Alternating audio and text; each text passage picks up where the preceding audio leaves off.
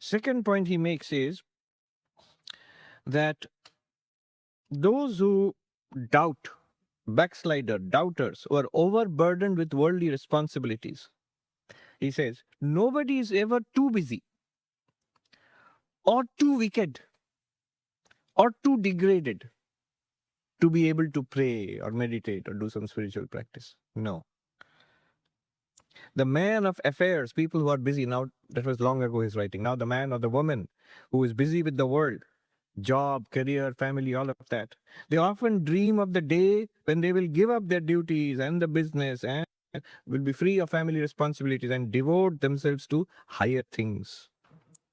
The drunkard plans to stop drinking and lead a disciplined life. The way I am now, he says to himself, I am not fit to approach God. And then Isherwood writes, these are dangerous and romantic notions. We must start where we are, from what we are, and not overtax our strength. A systematic, slow, steady spiritual practice is far more effective than sudden, violent attempts at changing one's life.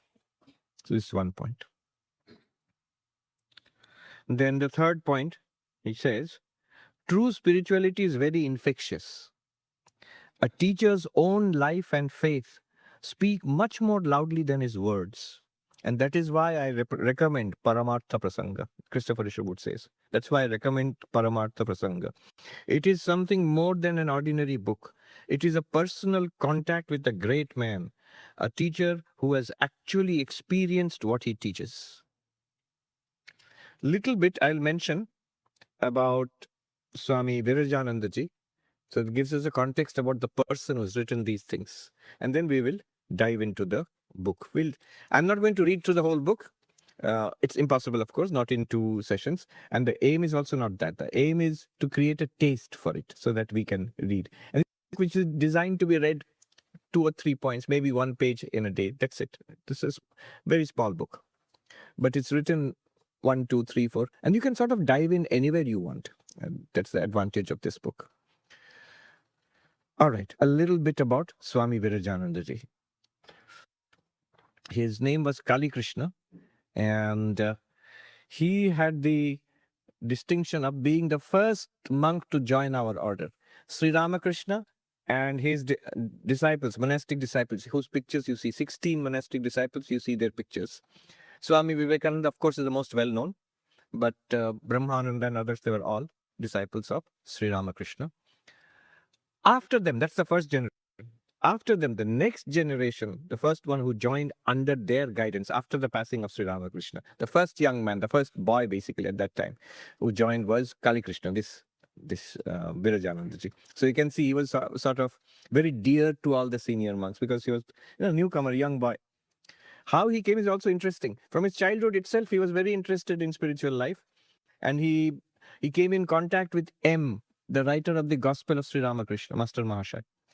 And he was very impressed with the saintly character of M. And M, Master Mahashaya, would tell him about Sri Ramakrishna. And this Kali Krishna and some of his friends, close friends, they were schoolboys at that time. They would be fascinated. They would go to M and sit and listen to his glowing words of what M had seen Sri Ramakrishna day by day. And at that time, M was writing the Kathamrita. So Kali Krishna saw the Kathamrita actually being written. One day, M told him that, see, it is not enough to listen to me.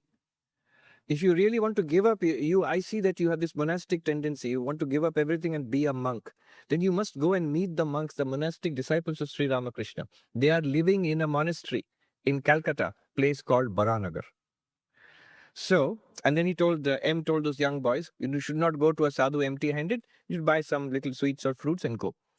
Take it. So these boys, whatever money they had received for their school tiffin, so they bought some sweets and fruits. And so Kali Krishna and his friends, they all became luminaries in the Ramakrishna order later on. Kali Krishna himself became Swami Virajananda ji. He became the president of the Ramakrishna order. But also, there was Haripada. Haripada was, later he became Swami Bodhananda in our Vedanta Society of New York. So Swami Bodhananda was there for many, many years. Then there was Shudhir. who became Swami Shuddhananda, who also became the president of the Ramakrishna order.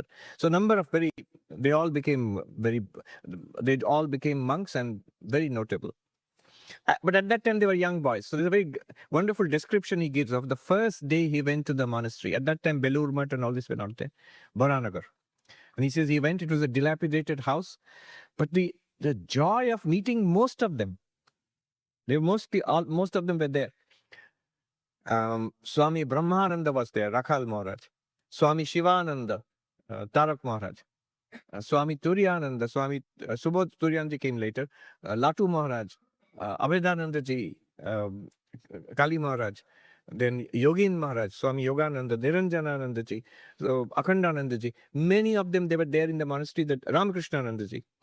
Many of them were there when these young boys arrived. And the monks were also happy to see at that time there were no visitors, almost none, except a few people who knew Sri Ramakrishna, they would visit. So the whole day passed in great joy. They were amazed. Kali Krishna writes, it's as if a new light had come into my life. A new world opened before my eyes. It's a broken down, ruined old house. The whole place vibrated with spirituality. These monks, they were all young at that time. There was hardly anything to eat or wear, but they spent the whole day in meditation, in prayer, in study, in worship, and talking about God. Extraordinary atmosphere. So that was how he was attracted to monastic life, Kali Krishna. He went back home. Anyway, I'm not going into the details of his life. There is a very nice book, Monastic Disciples of Sri Ramakrishna. It's written by Swami Abjajananji. That's a translation. Swamiji Pradoprante, that's the original Bengali book. So there is one chapter on Swami Virajananda on Kali Krishna. You'll find details there. But what happened was he became so fascinated by this, he decided to give up everything and be a monk and search for God for the rest of his life. It was reflected in his studies. He was a good student. It was reflected in his studies. And, his father noticed. His father called him one day and said that you are going to that monastery, you're going to meet the monks. This is not the way to lead your life. You make up your mind. If you're going to lead a worldly life, then you have to study well and get good results and all of that. Otherwise, you give up everything and be a monk. I give you 3 days to think about it. So he had gone to the monastery many times in between. One excuse he had given his father for going there was Swami Ramakrishna was very good at mathematics. And so he will teach me mathematics in my summer vacations if I stay there. I'm weak in mathematics, which he was. So Swami Ramakrishna promised to teach him mathematics. So he went and his father gave him the blessings. He had gone in the whole summer vacation. He spent in the monastery. But he said it was blessed days. He would get up very early with the monks. He would meditate with them, pick flowers, the garden, prepare flower garlands, procure food. I think he would go out begging with the monks and get food. And the whole day would be spent with those monks like this, day after day. And at the end of the vacation, he says the math books were still bundled up. They were never opened. So after 3 days, he came to his father and said that I've decided I don't want to lead a worldly life and I want to be a monk. His father was a very mature and spiritual man. He said, all right, I bless you that whatever path you take up, do it well. But you have to ask your mother. Now, his mother was even more mature that way. He says that I had noticed one thing from my childhood. My mother was very loving mother, but very detached also. And so when I went to her, she readily agreed. But she said, stay 3 more days with me, last 3 days. And then he finally went to the monastery. The very rare that a mother blesses, father and mother both give blessings for a son to become a monk. So his mother prepared sweets for the monks, prepared, I think, garlands for the deities in the temple, cloth, and dyed his cloth gerua, this cloth, her son's cloth. Of course, he was a brahmachari at that time. He was not allowed to wear gerua. So that's how he became a monk. And he stayed with them for a few months later. Swami Vivekananda returned from the United States to India. And he writes about that also. That was such a delight, such an amazing delight. In between, he had spent quite some time roaming with the monks and serving them, spending long hours in meditation. And he writes with delight, meeting Swami Vivekananda for the first time, which was his hero, because he had heard about Vivekananda, but he had not met. Because Vivekananda had gone out Oh, he was already back from the United States at that time. He had no, no. This was before Swami Vivekananda came to the United States. So he was at that time wandering. So he met Vivekananda, and um, then he says he has given a very amazing description of Vivekananda. Right? It's like a person was as if on fire, radiant, luminous eyes, and he was just ecstatic when he talked about Vivekananda. And Vivekananda said to his brother monks that, "Is this the boy you had talked about? That the young man has joined us to become a monk?" And they said, "Yeah, this is the boy." Vivekananda blessed him and liked him very much.